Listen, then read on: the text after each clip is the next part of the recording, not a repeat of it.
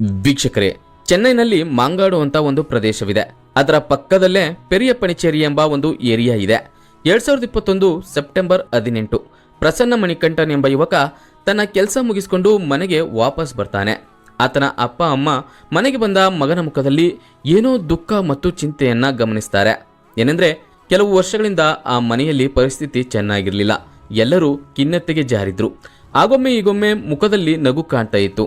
ಆದ್ರೆ ಮಗನ ಮುಖದಲ್ಲಿ ನೋವು ನೋಡಿದಾಗ್ಲೆಲ್ಲ ಅವರ ಖುಷಿ ಮಾಯವಾಗ್ತಿತ್ತು. ಬ್ಯಾಂಕಿನಲ್ಲಿ ಕೆಲಸ ಮಾಡ್ತಿದ್ದ ಪ್ರಸನ್ನನಿಗೆ ಒಂದು ದಿನ ಮದುವೆ ನಿಶ್ಚಯವಾಗುತ್ತೆ. ಪ್ರೀತಿಸಿದ ಹುಡುಗಿ ಜೊತೆ ಎಂಗೇಜ್ಮೆಂಟ್ ಮಾಡ್ಕೋತಾನೆ. ಇಬ್ಬರ ಪ್ರೀತಿಗೆ ಎರಡೂ ಮನೆಯವರು ಗ್ರೀನ್ ಸಿಗ್ನಲ್ ಕೊಟ್ಟಿರ್ತಾರೆ. ಇದಕ್ಕಿಂತ ಖುಷಿಯ ವಿಚಾರ ಇನ್ನೇನಿದೆ ಹೇಳಿ. ಮನೆಯಲ್ಲಿ ಒಂದು ಶುಭ ಕಾರ್ಯ ನಡೆಯುತ್ತೆ ಅಂತ ಎಲ್ಲರೂ ಖುಷಿಯಾಗಿದ್ರು. ಆದ್ರೆ ಆ ಖುಷಿ ತುಂಬಾ ದಿನ ಇರಲಿಲ್ಲ. ಒಂದು ದಿನ ಮಗ ಸಪ್ಪೆ ಮುಖ ಹಾಕೊಂಡು ಮನೆಗೆ ಬರ್ತಾನೆ. ಅದನ್ನ ನೋಡಿದ ಆತನ ಅಪ್ಪ ಅಮ್ಮನಿಗೆ ಮುಖದಲ್ಲಿ ದುಃಖ ತುಂಬಿಕೊಳ್ಳುತ್ತೆ. ಏನಾಯ್ತು ಅಂತ ಕೇಳುವ ಧೈರ್ಯ ಕೂಡ ಅವರಲ್ಲಿ ಇರಲಿಲ್ಲ. ಅಸಲಿಗೆ ಏನಾಯ್ತು ಅಂದ್ರೆ, ಎಂಗೇಜ್ಮೆಂಟ್ ಮಾಡಿಕೊಂಡ ಕೆಲವೇ ದಿನಗಳಲ್ಲಿ ತಮಗೆ ಈ ಮದುವೆ ಇಷ್ಟ ಇಲ್ಲ ಅಂತ ಹುಡುಗಿ ಮನೆಯವರು ಪ್ರಸನ್ನನಿಗೆ ಹೇಳ್ತಾರೆ. ಇದನ್ನ ಕೇಳಿ ಆತನ ಹೃದಯ ಒಡೆದು ಹೋಗುತ್ತೆ. ನಿಜ ಹೇಳ್ಬೇಕಂದ್ರೆ ಆ ಯುವಕನಲ್ಲಿ ಯಾವ ಕೆಟ್ಟ ಗುಣವೂ ಇರಲಿಲ್ಲ. ಹಬ್ಬಗಳು ಬಂದಾಗ ಊರಿನಲ್ಲಿ ಸೇವೆ ಮಾಡ್ತಿದ್ದ. ತನ್ನ ಏರಿಯಾದಲ್ಲಿ ಯಾರಿಗೆ ಸಮಸ್ಯೆ ಬಂದರೂ ತಾನೇ ಮುಂದೆ ನಿಂತು ತನ್ನ ಕೈಲಾದಷ್ಟು ಸಹಾಯ ಮಾಡ್ತಿದ್ದ. ಹಾಗಾದ್ರೆ ಮದುವೆ ನಿಂತು ಹೋಗುವುದಕ್ಕೆ ಕಾರಣ ಏನು? ಈ ಪ್ರಶ್ನೆಗೆ ಉತ್ತರ ಏನಂದ್ರೆ, ಆ ಯುವಕನ ಮನೆಯಲ್ಲಿ ಈ ಹಿಂದೆ ನಡೆದ ಆ ಒಂದು ಘಟನೆ. ವೀಕ್ಷಕರೇ, ನಿಶ್ಚಯವಾಗಿರುವ ಮದುವೆಯನ್ನ ಮುರಿದುಕೊಳ್ಳುವುದು ಸರಿಯಲ್ಲ ಅಂತ ಪ್ರಸನ್ನ ಹುಡುಗಿಯ ಮನವೊಲಿಸಲು ಪ್ರಯತ್ನಿಸ್ತಾನೆ. ಆದ್ರೆ ಹುಡುಗಿ ಮತ್ತು ಆಕೆಯ ಮನೆಯವರು ಅದನ್ನ ಕೇಳುವುದೇ ಇಲ್ಲ. ಆ ನೋವು ಪ್ರಸನ್ನನಿಗೆ ಕಾಡುತ್ತಲೇ ಇತ್ತು. 2021 ಸೆಪ್ಟೆಂಬರ್ 18 ಆ ರಾತ್ರಿ ಪ್ರಸನ್ನ ಬ್ಯಾಂಕ್ನಿಂದ ಕೆಲಸ ಮುಗಿಸಿ ಮನೆಗೆ ಬರ್ತಾನೆ. ಬಂದವನು ನೇರವಾಗಿ ತನ್ನ ರೂಮಿಗೆ ಹೋಗಿ ಒಳಗಿನಿಂದ ಲಾಕ್ ಮಾಡಿಕೊಳ್ತಾನೆ. ತನ್ನ ಪ್ರೇಯಸಿಗೆ ಫೋನ್ ಮಾಡಿ ತುಂಬಾ ಹೊತ್ತು ಮಾತನಾಡ್ತಾನೆ. ಪ್ಲೀಸ್ ಮದುವೆ ಆಗು, ನನ್ನಿಂದ ದೂರ ಆಗಬೇಡ ಅಂತ ಬೇಡಿಕೊಳ್ತಾನೆ. ಆತ ಎಷ್ಟೇ ಗೋಗರೆದ್ರೂ ಆಕೆಯ ಮನಸ್ಸು ಮಾತ್ರ ಕರಗಲಿಲ್ಲ. ಇದರಿಂದ ಪ್ರಸನ್ನ ತುಂಬಾ ನೊಂದುಕೊಳ್ತಾನೆ. ನಂತರ ಏನಾಗಿರಬಹುದು? ಹೌದು, ನೀವು ಊಹಿಸಿದ್ದು ಸರಿ ಇದೆ. ಪ್ರಸನ್ನ ಸಾವಿಗೆ ಶರಣಾಗ್ತಾನೆ. 2018ರಲ್ಲಿ ಆ ಮನೆಯಲ್ಲಿ ನಡೆದ ಆ ಒಂದು ಘಟನೆ 2021ರಲ್ಲಿ ಪ್ರಸನ್ನನ ಮದುವೆಗೆ ಅಡ್ಡಿಯಾಗುತ್ತೆ ಮತ್ತು ಆತನ ಪ್ರಾಣವನ್ನೇ ಕಸಿದುಕೊಳ್ಳುತ್ತೆ ಅಂತ ಯಾರೂ ಕೂಡ ಊಹೆ ಮಾಡಿರಲಿಲ್ಲ. ಅಷ್ಟಕ್ಕೂ 2018ರಲ್ಲಿ ಏನ್ ನಡೆಯಿತು? ಚೆನ್ನೈ ನಗರ, 2018 ಆಗಸ್ಟ್ 31 ಸಾಯಂಕಾಲ ಸಮಯ. ವಿಜಯ್ ಮನೆಯಲ್ಲಿ ಆತನ ಪತ್ನಿ ಇರ್ತಾಳೆ. ಪ್ರತಿದಿನ ಅದೇ ಸಮಯಕ್ಕೆ ಬರ್ತಿದ್ದ ಗಂಡ ಇನ್ನೂ ಬಂದಿಲ್ವಲ್ಲ ಅಂತ ಆತನಿಗೆ ಫೋನ್ ಮಾಡ್ತಾಳೆ. ಕಾಲ್ ರಿಸೀವ್ ಮಾಡಿದ ವಿಜಯ್, ನನ್ನ ಕೆಲಸ ಇನ್ನೂ ಪೂರ್ತಿಯಾಗಿಲ್ಲ, ತುಂಬಾ ಟೈಮ್ ಆಗುತ್ತೆ, ಇವತ್ತು ರಾತ್ರಿ ಮನೆಗೆ ಬರೋಕ್ಕಾಗಲ್ಲ ಅಂತ ಹೇಳ್ತಾನೆ. ಅಸಲಿಗೆ ಆ ದಿನ ವಿಜಯ್ ಹುಟ್ಟಿದ ದಿನ. ಹೆಂಡತಿ ಅರ್ಧ ರಾತ್ರಿ ಗಂಡನಿಗೆ ಶುಭಾಶಯ ತಿಳಿಸಿ ಚಿಕ್ಕದಾಗಿ ಆಚರಣೆ ಮಾಡ್ತಾಳೆ. ಆ ದಿನ ಬೆಳಿಗ್ಗೆ ಕೆಲಸಕ್ಕೆ ಹೋದ ವಿಜಯ್ ಸಾಯಂಕಾಲ ಮನೆಗೆ ಬರುವಷ್ಟರಲ್ಲಿ ಆತನ ಹುಟ್ಟಿದ ದಿನವನ್ನ ಅದ್ದೂರಿಯಾಗಿ ಆಚರಣೆ ಮಾಡಲು ವಿಜಯ್ಗೆ ಗೊತ್ತಿಲ್ಲದಂತೆ ಆತನ ಪತ್ನಿ ಪ್ಲಾನ್ ಮಾಡಿಕೊಂಡಿರ್ತಾಳೆ. ಆದ್ರೆ ಅಲ್ಲಿ ನಡೆದಿದ್ದು ಮಾತ್ರ ಬೇರೆ. 2018 ಸೆಪ್ಟೆಂಬರ್ 1 ಬೆಳಿಗ್ಗೆ 7 ಗಂಟೆ ವಿಜಯ್ ತನ್ನ ಕೆಲಸ ಮುಗಿಸಿ ಮನೆಗೆ ವಾಪಸ್ ಬರ್ತಾನೆ. ರಾತ್ರಿ ಮನೆಗೆ ಬರಲಿಲ್ಲ ಅಂತ ಪತ್ನಿಗೆ ಕೋಪ ಬಂದಿರುತ್ತೆ ಅಂತ ಮನಸ್ಸಿನಲ್ಲೇ ಅಂದುಕೊಳ್ತಾನೆ. ಆದ್ರೆ ವಿಜಯ್ಗೆ ಒಂದು ಅಚ್ಚರಿ ಕಾದಿರುತ್ತೆ. ಅದೇನೆಂದ್ರೆ, ಮನೆಯ ಬಾಗಿಲು ಲಾಕ್ ಆಗಿರುತ್ತೆ. ಅದನ್ನು ನೋಡಿ ಆಶ್ಚರ್ಯಪಟ್ಟ ವಿಜಯ್ ಬೆಳ್ಳಂಬೆಳಿಗ್ಗೆ ಆಕೆ ಎಲ್ಲಿ ಹೋದ್ಲು ಅಂತ ಗಾಬರಿ ಆಗ್ತಾನೆ. ಆಕೆಯ ಫೋನ್ ಕೂಡ ಸ್ವಿಚ್ ಆಫ್ ಆಗಿರುತ್ತೆ. ಇದರಿಂದ ಚಿಂತೆ ಮತ್ತಷ್ಟು ಹೆಚ್ಚಾಗುತ್ತೆ. ಆಕೆ ಎಲ್ಲಿ ಹೋದ್ಲು ಅನ್ನೋ ವಿಚಾರ ಮನೆಯ ಮಾಲೀಕರಿಗೂ ಸಹ ತಿಳಿದಿರುವುದಿಲ್ಲ. ತಕ್ಷಣ ವಿಜಯ್ ತನ್ನ ಅತ್ತೆ ಮಾವನಿಗೆ ಫೋನ್ ಮಾಡ್ತಾನೆ. ಆದ್ರೆ ನಮಗೆ ಯಾವ ವಿಷಯವೂ ಗೊತ್ತಿಲ್ಲ ಅಂತ ಅವರು ಹೇಳ್ತಾರೆ. ಇದೇ ಸಂದರ್ಭದಲ್ಲಿ ತನ್ನ ಮನೆಯ ಕಿಟಕಿ ಓಪನ್ ಆಗಿರುವುದನ್ನ ವಿಜಯ್ ಗಮನಿಸ್ತಾನೆ. ಬಳಿಕ ಕಿಟಕಿ ಬಳಿ ಹೋಗಿ ಮನೆಯ ಒಳಗೆ ನೋಡಲು ಟ್ರೈ ಮಾಡ್ತಾನೆ. ಆಗ ಒಳಗಿನ ಕೋಣೆಯಲ್ಲಿ ಫ್ಯಾನ್ ತಿರುಗ್ತಾ ಇರುತ್ತೆ. ಅದನ್ನು ನೋಡಿ ಪತ್ನಿ ಹೆಸರಿಟ್ಟು ಕೂಗ್ತಾನೆ. ಅಲ್ಲದೆ ಮಕ್ಕಳ ಹೆಸರನ್ನು ಕೂಗ್ತಾನೆ. ಆದ್ರೆ ಯಾರೂ ಕೂಡ ಬರುವುದಿಲ್ಲ. ಫ್ಯಾನ್ ಆಫ್ ಮಾಡುವುದನ್ನ ಮರೆತು ಬಿಟ್ಟು ಮನೆಯ ಬಾಗಲನ್ನ ಲಾಕ್ ಮಾಡಿಕೊಂಡು ಹೋಗಿದ್ರೆ ಖಂಡಿತವಾಗಿ ಆಕೆ ಹೇಳಬೇಕಿತ್ತು. ಅಲ್ಲದೆ ಫೋನ್ ಕೂಡ ಸ್ವಿಚ್ ಆಫ್ ಮಾಡ್ತಿರ್ಲಿಲ್ಲ ಅಂತ ವಿಜಯ್ ಮನಸ್ಸಿನಲ್ಲೇ ಅಂದುಕೊಳ್ತಾನೆ. ಇದಾದ ನಂತರ ವಿಜಯ್ ತನ್ನ ಪಕ್ಕದ ಮನೆಯವರನ್ನ ಕೂಗಿ ಅವರ ಸಹಾಯದಿಂದ ಮನೆಯ ಬಾಗಿಲು ಒಡೆದು ಹಾಕ್ತಾನೆ. ಬಳಿಕ ಮನೆಯ ಒಳಗೆ ಹೋಗಿ ಅಲ್ಲಿನ ದೃಶ್ಯವನ್ನು ನೋಡುವ ವಿಜಯ್ಗೆ ಒಂದು ಕ್ಷಣ ಕೈಕಾಲೆಲ್ಲ ನಡುಗಿ ಹೋಗಿ ಕುಸಿದು ಬೀಳ್ತಾನೆ. ಏಕೆಂದ್ರೆ ತನ್ನ 7 ವರ್ಷದ ಪುತ್ರ ಅಜಯ್, 4 ವರ್ಷದ ಪುತ್ರಿ ಕರುಣಿಕಾ ಪ್ರಜ್ಞಾಹೀನ ಸ್ಥಿತಿಯಲ್ಲಿ ಬಿದ್ದಿರ್ತಾರೆ. ಅದನ್ನು ನೋಡಿ ವಿಜಯ್ ಕಂಗಾಲಾಗ್ತಾನೆ. ತಕ್ಷಣ ಅವರನ್ನ ಆಸ್ಪತ್ರೆಗೆ ಕರೆದೊಯ್ತಾನೆ. ಆದರೆ ಯಾವುದೇ ಪ್ರಯೋಜನವಾಗುವುದಿಲ್ಲ. ಏಕೆಂದರೆ ಅವರು ಸತ್ತು ತುಂಬಾ ಟೈಮ್ ಆಗಿದೆ ಅಂತ ಡಾಕ್ಟರ್ ಹೇಳ್ತಾರೆ.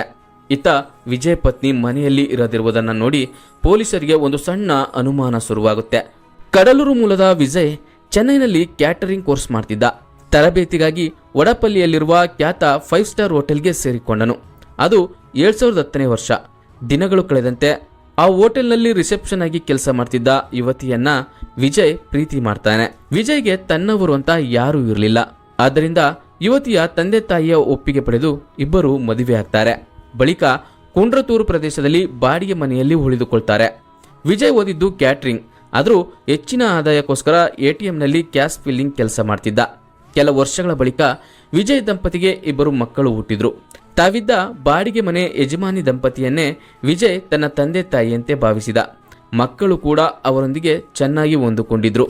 2018 ಆಗಸ್ಟ್ 31 ದಿನಾಂಕ ಬದಲಾದ ತಕ್ಷಣ ಆ ಅರ್ಧರಾತ್ರಿ ಪತ್ನಿ ಬಲವಂತ ಮಾಡಿದ್ದರಿಂದ ಮಗನ ಜೊತೆಯಲ್ಲಿ ವಿಜಯ್ ಚಿಕ್ಕದಾಗಿ ಹುಟ್ಟುಹಬ್ಬ ಆಚರಣೆ ಮಾಡಿಕೊಳ್ತಾನೆ. ಆ ಸಮಯದಲ್ಲಿ ಮಗಳು ಮಲಗಿದ್ರಿಂದ ಆಕೆಯನ್ನ ಏಳಿಸುವುದಿಲ್ಲ.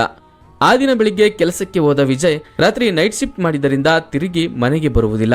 ಬೆಳಿಗ್ಗೆ ಮನೆಗೆ ಬಂದು ನೋಡಿದ್ರೆ ಮಕ್ಕಳಿಬ್ಬರು ಜೀವಂತವಾಗಿರುವುದಿಲ್ಲ.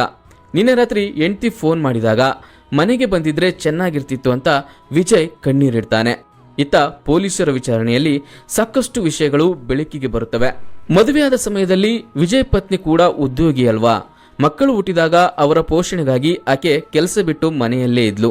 ಖಾಲಿ ಇದ್ದಾಗ ಸೆಲ್ ಫೋನ್ ನೋಡ್ತಾ ಕಾಲ ಕಳೆಯುತ್ತಿದ್ಲು. ಮಕ್ಕಳು ದೊಡ್ಡವರಾದಂತೆ ಆಕೆಗೆ ಕೆಲಸ ಕೊಂಚ ಕಡಿಮೆ ಆಯಿತು. ಆದ್ದರಿಂದ ಖಾಲಿ ಸಮಯ ಕೂಡ ಜಾಸ್ತಿ ಆಯಿತು. ಅದೇ ಸಮಯದಲ್ಲಿ ವಿಜಯ್ ಆಕೆಗಾಗಿ ಒಂದು ಸ್ಕೂಟಿ ಖರೀದಿಸಿದ. ಮಕ್ಕಳು ಮನೆಯ ಯಜಮಾನಿ ಕುಟುಂಬದ ಜೊತೆ ಬೆರೆತು ಹೋಗಿದ್ರಿಂದ ಯಾವಾಗಲೂ ಅಲ್ಲಿಯೇ ಆಟವಾಡ್ತಿದ್ರು. ಇದರಿಂದ ಆಕೆಗೆ ರೆಕ್ಕೆ ಬಂತು. ಇಷ್ಟು ದಿನ ಮನೆಯಲ್ಲೇ ಇದ್ದಳಲ್ವಾ, ಮನೆಯಿಂದ ಸ್ವಲ್ಪ ಹೊತ್ತು ಹೊರಗೋಗಿ ಬಂದ್ರೆ ಮನಸ್ಸಿಗೆ ಒಂದು ಬದಲಾವಣೆ ಆಗುತ್ತೆ ಅಂತ ಮಕ್ಕಳಿಬ್ಬರನ್ನ ಆ ಓನರ್ ನೋಡಿಕೊಳ್ತಿದ್ರು. ಆದ್ರೆ ವಿಜಯ್ ಹೆಂಡತಿ ತಿರುಗಾಟ ಜಾಸ್ತಿ ಆಯಿತು. ಅದನ್ನ ಗಮನಿಸಿದ ವಿಜಯ್ ತನ್ನ ಹೆಂಡತಿಗೆ ಎಚ್ಚರಿಕೆ ನೀಡಿದ. ಆದ್ರೆ ಆತನಿಗೆ ಒಂದು ವಿಚಾರ ಮಾತ್ರ ತಿಳಿದಿರಲಿಲ್ಲ. ಅದೇನೆಂದ್ರೆ ತನ್ನ ಹೆಂಡತಿ ಅದ್ದು ಮೀರಿ ತುಂಬಾ ದಿನ ಆಗಿದೆ ಅನ್ನೋದು. ಹೆಂಡತಿ ಮಿತಿಮೀರಿ ಹೋಗಿದ್ದಾಳೆ ಅನ್ನೋದನ್ನ ವಿಜಯ್ ತಿಳಿಯಲಿಲ್ಲ. ಇತ್ತ ಗೆರೆ ದಾಟಿದ ಆಕೆಗೆ ಧೈರ್ಯ ಕೊಂಚ ಜಾಸ್ತಿಯೇ ಇತ್ತು. ಒಂದು ದಿನ ಮಕ್ಕಳನ್ನ ಮನೆಯಲ್ಲಿ ಬಿಟ್ಟು ಆಕೆ ಓಡಿ ಹೋಗ್ತಾಳೆ. ಈ ವೇಳೆ ವಿಜಯ್ ಆಕೆಗಾಗಿ ಹುಡುಕಾಡುವಾಗ ಆಕೆ ತವರು ಮನೆಯಲ್ಲಿರುವುದು ಗೊತ್ತಾಗುತ್ತೆ. ತಕ್ಷಣ ಅಲ್ಲಿಗೆ ಹೋದ ವಿಜಯ್ ಮಕ್ಕಳಿಗೋಸ್ಕರನಾದ್ರೂ ಮನೆಗೆ ಬಾ ಅಂತ ಬೇಡಿಕೊಳ್ತಾನೆ. ಇದೇ ಸಮಯದಲ್ಲಿ ಆಕೆಯ ಅಪ್ಪ ಅಮ್ಮ ಕೂಡ ಮಗಳಿಗೆ ಬುದ್ಧಿವಾದ ಹೇಳ್ತಾರೆ. ಎಲ್ಲರ ಮಾತು ಕೇಳಿ ಒಲ್ಲದ ಮನಸ್ಸಿನಿಂದಲೇ ಮನೆಗೆ ಮರಳಿದ ವಿಜಯ್ ಹೆಂಡತಿ ತನ್ನ ಮಕ್ಕಳೇ ತನಗೆ ಅಡ್ಡಿ ಅಂದುಕೊಳ್ತಾಳೆ. ತನ್ನ ಆನಂದಕ್ಕೆ ಅಡ್ಡಿಯಾಗಿರುವ ಮಕ್ಕಳನ್ನ ಹೇಗಾದ್ರೂ ಮಾಡಿ ಮುಗಿಸಬೇಕು ಅಂದುಕೊಳ್ತಾಳೆ. ಎತ್ತ ತಾಯಿ ಆ ರೀತಿ ಆಲೋಚನೆ ಮಾಡ್ತಾಳೆ ಅಂತ ಯಾರು ಕೂಡ ಊಹಿಸರು. ಟಿಕ್ಟಾಕ್ನಲ್ಲಿ ಪರಿಚಯವಾದ ಆ ಅಪರಿಚಿತ ಆಕೆಯ ಸರ್ವಸ್ವವಾದನು. ಆತನಿಂದಾಗಿ ಎತ್ತ ಮಕ್ಕಳೇ ಆಕೆಗೆ ಶತ್ರುಗಳಾದ್ರು. ಆಕೆಯ ಕೈಯಲ್ಲಿರುವ ಸೆಲ್ಫೋನ್ ಪ್ರಪಂಚವೇ ಆನಂದ ನೀಡುವ ಸಾಧನವಾಯಿತು. ಖಾಲಿ ಸಮಯದಲ್ಲಿ ಸೆಲ್ಫೋನ್ನಲ್ಲಿ ಮುಳುಗಿ ಹೋಗುತ್ತಿದ್ಲು. ಕಾಲ ಕಳೆದಂತೆ ಅದು ಅಡಿಕ್ಷನ್ ಆಗಿ ಬದಲಾಯಿತು. ಆ ಸಮಯದಲ್ಲಿ ಟಿಕ್ಟಾಕ್ ಭಾರಿ ಕ್ರೇಜ್ ಹುಟ್ಟು ಹಾಕಿತ್ತು. ವಿಜಯ್ ಹೆಂಡತಿ ಕೂಡ ಟಿಕ್ಟಾಕ್ ವಿಡಿಯೋ ಮಾಡಿ ಪೋಸ್ಟ್ ಮಾಡಲು ಆರಂಭಿಸ್ತಾಳೆ. ತನ್ನ ವಿಡಿಯೋಗಳಿಗೆ ಬಂದ ಕಾಮೆಂಟ್ಗಳನ್ನು ನೋಡಿ ತುಂಬಾ ಖುಷಿ ಪಡ್ತಿದ್ಲು. ಯಾವುದೇ ಗಂಡಸಾಗಲಿ ತನ್ನ ಕಣ್ಣಿಗೆ ಇಷ್ಟವಾದ್ರೆ ಸಾಕು, ಅದು ವ್ಯಕ್ತಿಯಾಗಿರಲಿ ಅಥವಾ ವಸ್ತುವಾಗಿರಲಿ, ಬೇಗನೆ ಅಟ್ರಾಕ್ಟ್ ಆಗ್ತಾರೆ. ಅದೇ ರೀತಿ ಮಹಿಳೆಗೆ ತನ್ನ ಬಗ್ಗೆ ಹೊಗಳಿ ಮಾತನಾಡಿದರೆ ಸಾಕು, ಅವರ ಮೇಲೆ ಬೇಗ ಅಟ್ರಾಕ್ಟ್ ಆಗಿಬಿಡ್ತಾರೆ. ಪುರುಷರಿಗೆ ಬಾಹ್ಯ ಸೌಂದರ್ಯ ಮುಖ್ಯ. ಮಹಿಳೆಗೆ ತನ್ನನ್ನು ಮೆಚ್ಚಿಕೊಳ್ಳುವ, ಹೊಗಳುವ, ಆಕಾಶಕ್ಕೇರಿಸುವವರಂದ್ರೆ ತುಂಬಾ ಇಷ್ಟ. ಅದೇ ರೀತಿ ಟಿಕ್ಟಾಕಿನಲ್ಲಿ ತನ್ನನ್ನು ಹೊಗಳಿದ ಹುಡುಗನ ಬಗ್ಗೆ ತಿಳಿದುಕೊಳ್ಳಲು ವಿಜಯ್ ಕೊಡಿಸಿದ ಸ್ಕೂಟಿ ಆಕೆಗೆ ಉಪಯೋಗವಾಗುತ್ತೆ.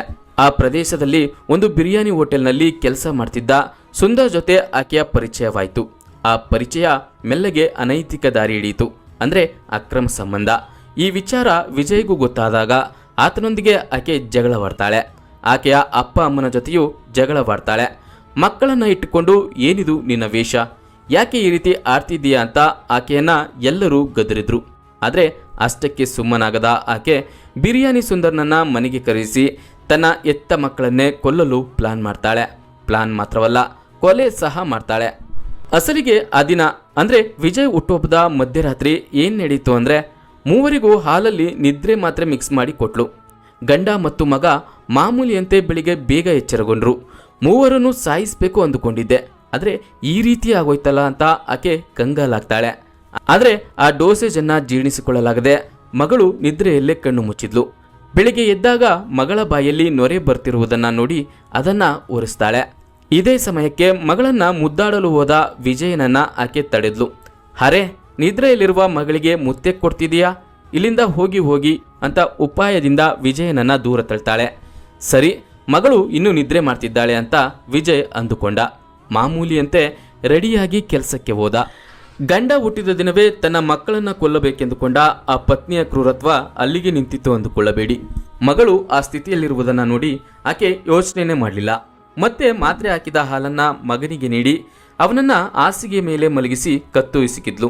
ಪಾಪ ಏನ್ ನಡೀತಿದೆ ಅಂತ ತಿಳಿಯದ ಆ ಮಗನ ಉಸಿರು ಆರಿ ಹೋಗ್ತಿತ್ತು. ಕೊನೆ ಉಸಿರು ಎಳೆದೇ ಬಿಟ್ಟನು. ಗಂಡನನ್ನು ಸಹ ಕೊಲೆ ಮಾಡುವುದಕ್ಕಾಗಿ ಸಾಯಂಕಾಲ ಆತ ಬರ್ತಾನೆ ಅಂತ ಎದುರು ನೋಡ್ತಿದ್ಲು. ಫೋನ್ ಕೂಡ ಮಾಡಿದ್ಲು. ಆದರೆ ಆತನ ಅದೃಷ್ಟ ಚೆನ್ನಾಗಿತ್ತು. ತುಂಬಾ ಕೆಲಸ ಇದೆ, ರಾತ್ರಿ ಮನೆಗೆ ಬರಲು ಆಗಲ್ಲ ಅಂತ ಹೇಳಿದಾಗ ಆಕೆಯ ಪ್ಲಾನ್ ಎಲ್ಲ ಫೇಲ್ ಆಯಿತು. ರಹಸ್ಯ ಪ್ರಿಯಕರ ಸುಂದರ್ ಜೊತೆ ಮಾತನಾಡ್ತಾನೆ ಇದ್ಲು. ಸಾಯಂಕಾಲ ವಿಜಯ್ ಬಾರದಿದ್ರಿಂದ ದಿಕ್ಕು ತೋಚದ ಆಕೆ ಸುಂದರ್ನನ್ನ ಮನೆಗೆ ಕರೆದ್ಲು. ಆಕೆಯ ಮನೆಗೆ ಹೋದ್ರೆ ಸಮಸ್ಯೆ ಆಗಬಹುದು ಅಂತ ತನ್ನ ಮನೆಗೆ ಬರುವಂತೆ ಆಕೆಯನ್ನ ಸುಂದರ್ ಕರೆದ. ನಂತರ ಆಕೆ ಸ್ಕೂಟಿ ತೆಗೆದುಕೊಂಡು ಆತನ ಮನೆಗೆ ಹೋದ್ಲು.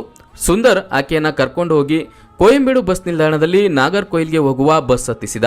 ಆ ರೀತಿ ಮಾಡಿ ಸುಂದರ್ ತನ್ನ ಮನೆಗೆ ವಾಪಸ್ಸಾದ. ಏನ್ ಮಾಡಬೇಕು ಅಂತ ಗೊತ್ತಾಗ್ಲಿಲ್ಲ. ಕೆಲವು ದಿನಗಳ ಬಳಿಕ ಇಬ್ಬರು ಕೇರಳಕ್ಕೆ ಓಡಿ ಹೋಗೋಣ ಅಂತ ನಿರ್ಧಾರ ಮಾಡಿದ್ರು. ಆದ್ರೆ ಪರಿಸ್ಥಿತಿ ಬದಲಾಗಿತ್ತು. ವಿಜಯ್ ಹೇಳಿದ ವಿಷಯದ ಆಧಾರದ ಮೇಲೆ ಪೊಲೀಸರು ವಿಚಾರಣೆ ನಡೆಸಿ ಸುಂದರ್ನನ್ನ ಹಿಡಿದುಕೊಂಡ್ರು. ಫೋನ್ ಸಿಮ್ ಆಧಾರದ ಮೇಲೆ ವಿಜಯ್ ಹೆಂಡತಿಯನ್ನು ಕೂಡ ನಾಗರ್ಕೋಯಿಲ್ನಲ್ಲಿ ಬಂಧಿಸಿದ್ರು. ಆನಂತರ ತಾನು ಮಾಡಿದ ತಪ್ಪನ್ನ ತಾನೇ ಒಪ್ಪಿಕೊಂಡ್ಲು. ನನಗೆ ಅದು ಬೇಕು ಇದು ಬೇಕು ಅಂತ ಕೇಳುವ ಮಕ್ಕಳು ಅಮ್ಮ ಏನೇ ಕೊಟ್ಟರೂ ಸಂದೇಹ ಪಡದೆ ತಿಂತಾರೆ. ಅದು ತಾಯಿಯ ಮೇಲೆ ಮಕ್ಕಳಿಗಿರುವ ನಂಬಿಕೆ ಮತ್ತು ಪ್ರೇಮ. ಆದರೆ ಅದನ್ನೇ ತನ್ನ ಅನುಕೂಲಕ್ಕೆ ಬಳಸಿಕೊಂಡ್ಲು. ತನ್ನ ತಾಯಿಯೇ ತನ್ನ ಮಕ್ಕಳನ್ನು ಕೊಲ್ತಾಳೆ ಅಂತ ಯಾವ ಮಕ್ಕಳು ಅಂದುಕೊಳ್ತಾರೆ ನೀವೇ ಹೇಳಿ. ಹೆಂಡತಿಯ ಸಂತೋಷದ ಬಗ್ಗೆ ಗಂಡ ಕಾಳಜಿ ವಹಿಸಬೇಕು ನಿಜ. ಆದ್ರೆ ಆತ ಕೆಲಸದ ಮೇಲೆ ದೂರ ಇದ್ದಾನೆ ಅಂತ ಗೊತ್ತಾದಾಗ ಅಥವಾ ಗಂಡನಿಂದ ಅಸಂತೃಪ್ತಿಯಾದಾಗ ಅದು ಶಾರೀರಿಕವಾಗಲಿ ಅಥವಾ ಮಾನಸಿಕವಾಗಿರಲಿ ಇಬ್ಬರು ಕೂತು ಮಾತನಾಡಿಕೊಳ್ಳಬೇಕು. ಅಂದ ಹಾಗೆ ವಿಜಯ್ ಕುಟುಂಬದಲ್ಲಿ ನಡೆದಿದ್ದು ವಿಷಾದವೇ. ಯಾರೇ ಅಡ್ಡದಾರಿ ಹಿಡಿದ್ರೆ ಆ ಸಂಸಾರ ಛಿದ್ರವಾಗುತ್ತೆ. ಇದು ನಿಜಕ್ಕೂ ಸ್ವಯಂಕೃತ ಅಪರಾಧವೇ. ಸರಿ, ಇಷ್ಟವಾಗಲಿಲ್ಲ ಅಂದುಕೊಳ್ಳೋಣ. ಸಮಾಧಾನವಾಗಿ ಕೂತು ಆಲೋಚಿಸಬೇಕು.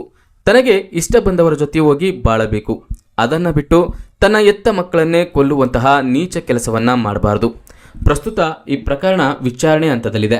ತೀರ್ಪು ಇನ್ನೂ ಬಂದಿಲ್ಲ. ಜಾಮೀನು ಸಿಗದ ರೀತಿ ಪೊಲೀಸರು ಈ ಕೇಸನ್ನ ಸ್ಟ್ರಾಂಗ್ ಮಾಡಿದ್ದಾರೆ. ಈ ಒಂದು ಕೆಟ್ಟ ಘಟನೆ ಆಕೆಯ ತವರು ಮನೆಯನ್ನು ಕೂಡ ಬಿಡಲಿಲ್ಲ. ಹೌದು, ಪ್ರಸನ್ನ ಮಣಿಕಂಠನ್ ಆಕೆಯ ಸಹೋದರನೇ. ಹೀಗಾಗಿಯೇ ಪ್ರಸನ್ನನಿಗೆ ಮದುವೆ ಮಾಡಿಕೊಡುವುದಕ್ಕೆ ಪ್ರೇಯಸಿಯ ಮನೆಯವರು ಒಪ್ಪಲಿಲ್ಲ. ಅದೇ ನೋವಿನಲ್ಲಿ ಪ್ರಸನ್ನ ಪ್ರಾಣ ಕಳೆದುಕೊಂಡ. ಯಾವುದೇ ಮನೆಯಲ್ಲಿ ಈ ರೀತಿ ಯಾವುದಾದ್ರೂ ಘಟನೆ ನಡೆದರೆ ಅದು ಆ ಮನೆಯವರನ್ನ ಮತ್ತು ಹತ್ತಿರದ ಸಂಬಂಧಿಯನ್ನ ಬೇಟೆಯಾಡಿ ನಾಶ ಮಾಡುತ್ತೆ. ಮಹಿಳೆಯರಿಗೆ ಹೊರಗಡೆ ರಕ್ಷಣೆ ಇಲ್ಲ ಅಂತಾರೆ.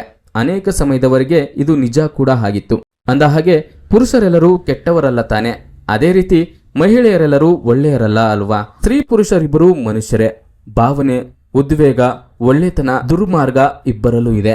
ಹೀಗಾಗಿ ಪುರುಷನಾಗಲಿ ಅಥವಾ ಮಹಿಳೆಯಾಗಲಿ ಒಬ್ಬರನ್ನೇ ಬಿಡಬಾರದು. ಪರಸ್ಪರ ಮಾತನಾಡಿಕೊಳ್ತಿರ್ಬೇಕು. ಇದಕ್ಕಾಗಿ ಸಮಯವನ್ನ ಬಿಡುವು ಮಾಡಿಕೊಳ್ಳಬೇಕು. ವಿವೇಕ, ತಿಳುವಳಿಕೆ ತುಂಬಾ ಮುಖ್ಯ.